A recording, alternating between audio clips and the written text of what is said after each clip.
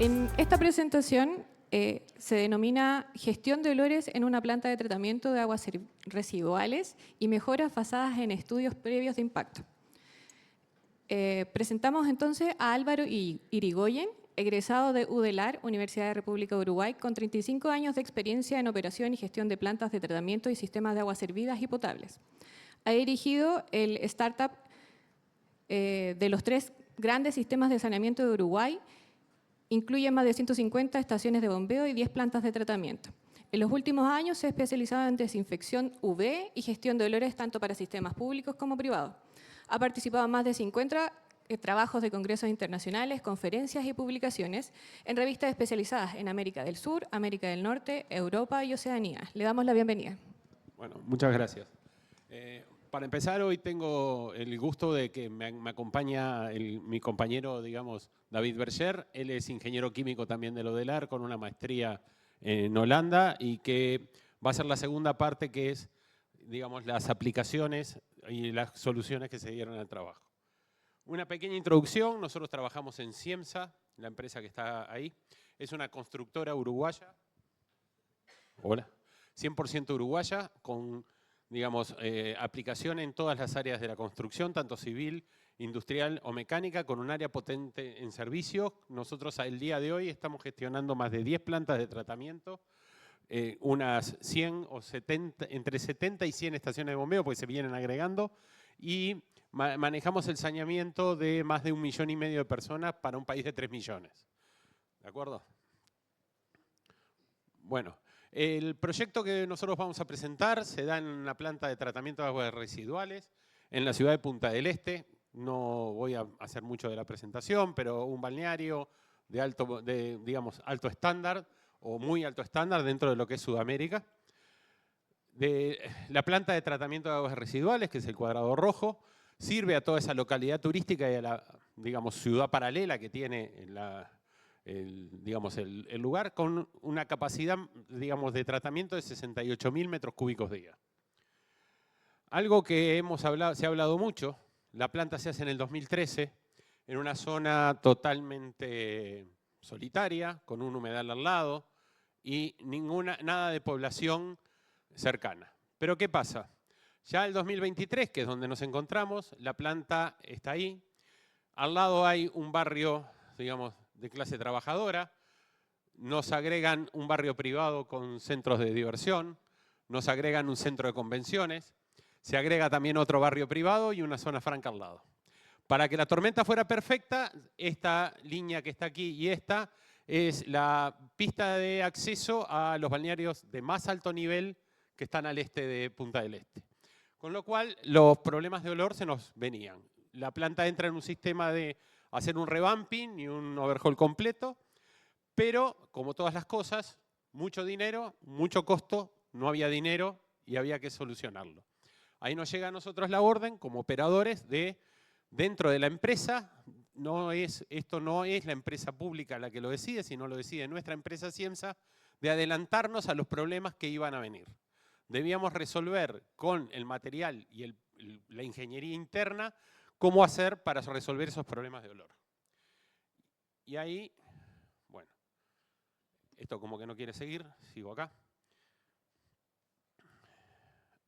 Esa es la planta. La planta lo que tiene básicamente es un sistema, una línea de líquida con rejas, desarenadores, rejas finas, floculadores, sedimentadores y un ultravioleta, que es lo que está en rojo, una línea verde, que es la parte de lodos con digestores anaerobios, centrífugas y salida en volquetas, y 2 sistemas de olor que eran los que estaban funcionando mal, uno este y un quemado de gases.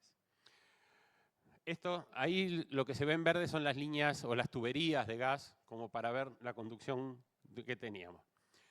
La metodología que se utilizó entonces se hizo un trabajo con Ambiente Odora, el equipo de Carlos, Ainhoa, Cintia, en detectar cuáles eran las estimaciones que podíamos dar a la emisión de olor de la planta utilizando los focos, lo que era, digamos, datos bibliográficos y mediciones realizadas. O sea, era adelantarnos sin tener medición, porque no teníamos capacidad de medición, adelantarnos al problema que se nos venía. Ahí encontramos, digamos, que esas eran las fuentes, y lo que se hizo fue analizar los porcentajes de tasa de emisión, que es lo que se encuentra ahí. Vimos que el filtro este, los sedimentadores y las salas de centrífugas eran los mayores problemas que tenía la planta. Lo que encontramos entonces, pasamos directamente a ver la tasa de olor estimada por cada foco y se encontró que teníamos el biofiltro este, que es el que maneja todo lo que es sedimentadores y centrífugas, como el gran, digamos, generador de olor. Algo que eran las salas de centrífugas, nuevamente se generaban las salas de centrífugas, y la zona de sedimentadores.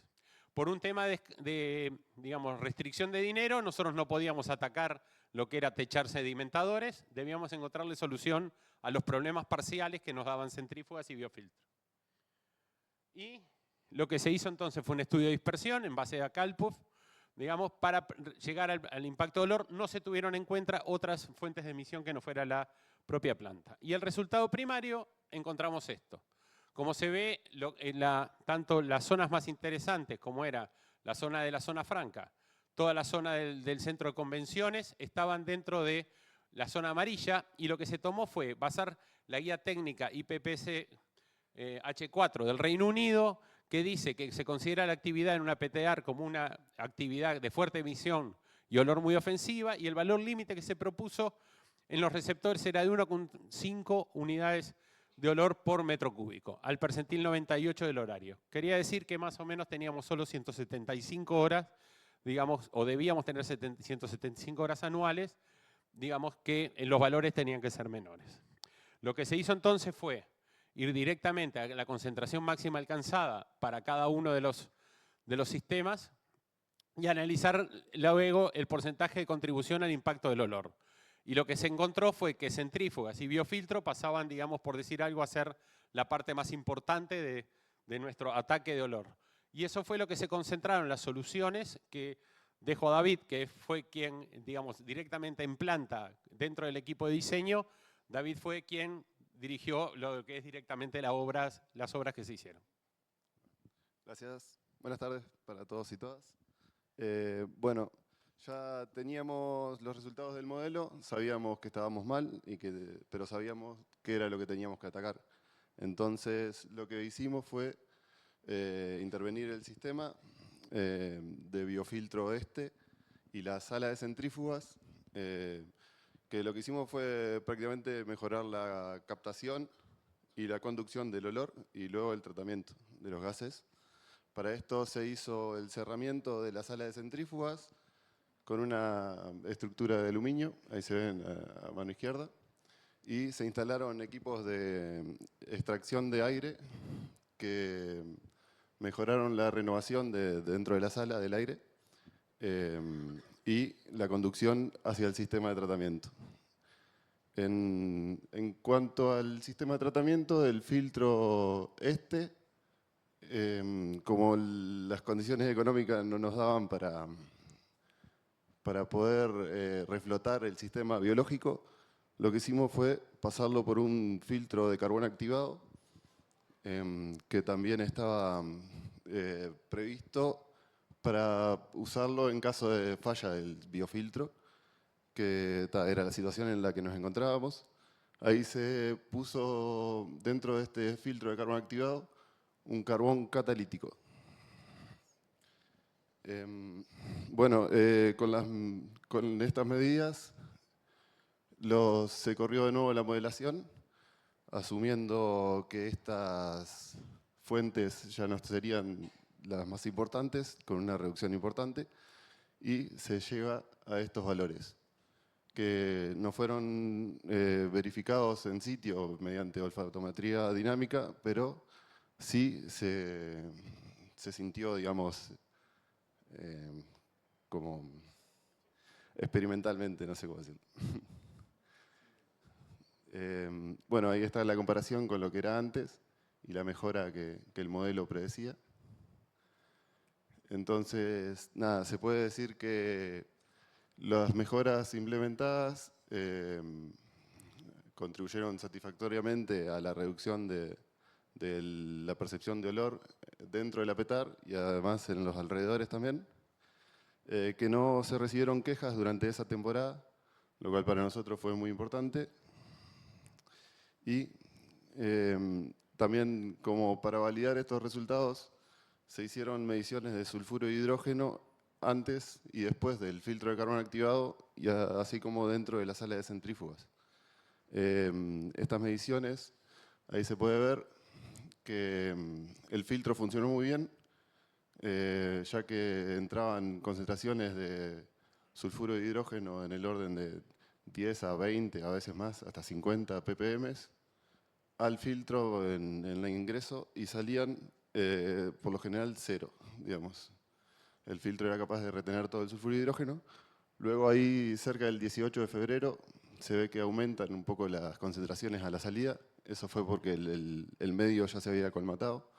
Lo que hizo fue reemplazar el medio y volvió a las condiciones a ser de 0 ppm a la salida. Otra cosa que se puede ver acá es que se tienen mediciones en la sala de centrífugas y en el ingreso al filtro de carbón. Las mediciones en el ingreso al filtro son mayores porque este sistema no solo captaba aire de la sala de centrífugas, sino también de otros sistemas de tratamiento como los espesadores y los sedimentadores, las partes donde había saltos de agua, también había captación de aire de ese y del pozo de acumulación de los espesados y los digeridos. Bueno, en conclusión, el desarrollo del modelo basado en factores fue una herramienta muy útil para la toma de decisiones. Nos sirvió para poder enfocar las acciones que pudimos tomar y refleja de forma correcta la percepción del olor tanto antes como después de las acciones implementadas, las cuales cumplieron con el objetivo de reducir el impacto y nada, que fueron satisfactorios los resultados que obtuvimos. Posterior a estas acciones, se tomaron algunas mejoras adicionales, como por ejemplo, se comenzó con la aplicación de cloruro férrico en la purga de lodos sedimentados para para precipitar el bisulfuro y reducir la presencia de sulfídrico en el biogás o de ácido de sulfuro de hidrógeno, que si bien no era un impacto muy grande, sí era una preocupación de nuestro cliente esta emisión. Después, otra que nos quedó en el tintero, digamos, por falta de fondos, fue la rehabilitación de los sistemas biológicos y el sistema de quema de biogás. Para continuar con la evaluación del impacto por olor, se tiene pensado poder realizar una evaluación mediante olfatometría dinámica y validar el modelo de acuerdo a las normativas de esas. Ahí se puede ver la implementación de la dosificación de cloruro férrico, y algunos de los resultados que obtuvimos, que en el biogás el sulfídrico, el gas sulfuro de hidrógeno, bajó de 7000 ppm antes de la aplicación a unos 1000 ppm. Tuvo una oscilación ahí que no sé si fue por aclimatación o qué, eso tenemos que seguirlo estudiando. Y el porcentaje de metano subió de 64 a 69% en el biogás. Y esta es una imagen de la recuperación que estamos implementando ahora del sistema de desulfurización de biogás, donde vamos a hacer había un desulfurizador que era un biofiltro con recirculación, pero nosotros en lugar de esto lo vamos a hacer de una pasada sola, usando agua de reuso, y vamos a poner a continuación del biofiltro un sistema de carbón activado, que ahora, después de la presentación anterior, deberíamos evaluar si calentarlo o qué hacer con la humedad y el gas saturado que va a salir de ahí. Así que, bueno, eso sería todo. Muchas gracias.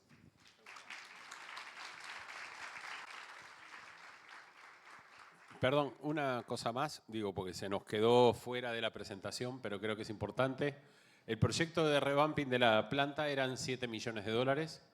$700.000 estaban adjudicados para el olor aproximadamente. Y este proyecto nosotros invertimos no más de 50.000. O sea que hubo una reducción en los costos. No quiere decir que nos olvidamos de aquello, que al revés, es nuestra aspiración hacerlo, pero sí es importante que con la modelación logramos también tener, digamos, una gran reducción de lo que era el costo básico para la recuperación. Ahora sí, gracias. Muy interesante, muchas gracias a los dos por la presentación y muy contentos estamos de tener a Uruguay representando en el Congreso y también en el Amigo. Así que, ¿tenéis alguna pregunta por parte del público? ¿No? Allí. Aquí, bueno, Carlos también, pero vamos a dar la palabra por allí detrás. Carlos es el comodín de las preguntas. Gracias por la presentación. Quería hacerte una consulta. El cloruro férrico en la aplicación, ¿qué condiciones especiales tuvieron que abordar? Ya que este tiene características un poco más ácidas y puede haber liberación de gas sulfídrico. Gracias por la pregunta. No, en realidad no notamos que aumentara la liberación de gas sulfídrico porque la reacción con el bisulfuro es muy rápida, entonces como precipitaba como sal de hierro. Otra cosa que me olvidé de comentar, como el cloruro férrico, es que nos ayudó también a precipitar y compactar mejor los lodos en el sistema de despesado. Pero no notamos que se liberara gas sulfídrico en el pozo de lodos sedimentados. Ok, gracias. Perfecto. Carlos. Por aquí.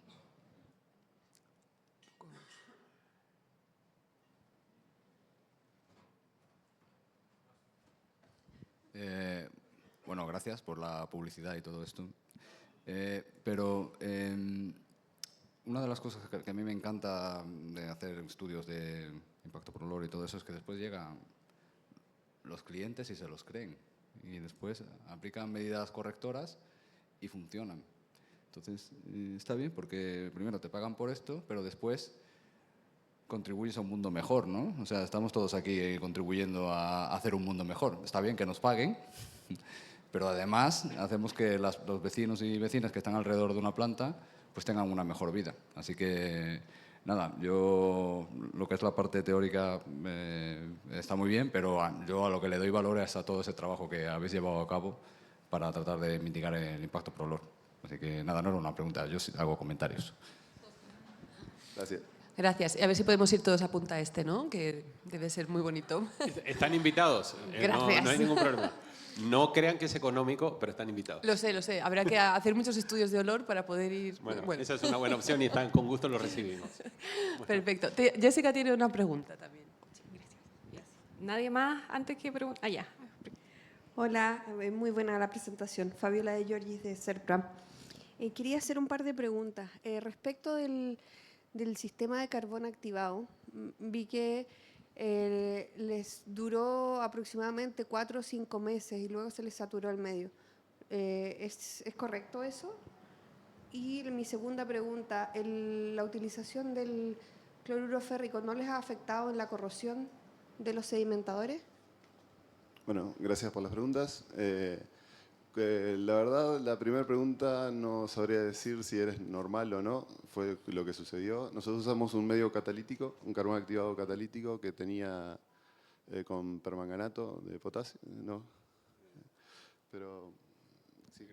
No, una cosa importante, nosotros no elegimos en ese momento el carbón. Nosotros lo que pusimos era lo que había disponible en ese momento y que el cliente, dueño de la planta, nos ponía las bolsas en la puerta de la planta. O sea, entonces, el tema de duración del carbón es algo que está muy a estudio. Parte de lo que dijo él, la idea de recuperar los biofiltros es para bajar la cantidad de, digamos, de gas que ingrese o de contaminante que ingrese para poder mejorar y todavía comprar mejor carbón o tratar de comprar un carbón más específico. Eso es la primera pregunta. Sobre los sedimentadores o la corrosión en sedimentadores, comentaste tú, el ingreso de cloroférrico es posterior a sedimentadores. Nosotros no podemos tirar en sedimentadores porque después de él tenemos un UV que se vería afectado por el hierro. Entonces, se coloca en los tanques, digamos, o sea, en la línea de lodos posterior a sedimentadores. O sea, ya es a los lodos sedimentados. ¿Ah? Entonces, el tema de corrosión no existe, pero no existe al nivel de que si lo pusiéramos para sedimentar. No sé si está claro. Muchas gracias por todo. Nos hemos quedado sin tiempo para la pregunta de Jessica, pero vendrá en el coffee break o en la comida. Entonces, quería dar paso a la siguiente presentación. Muchas gracias.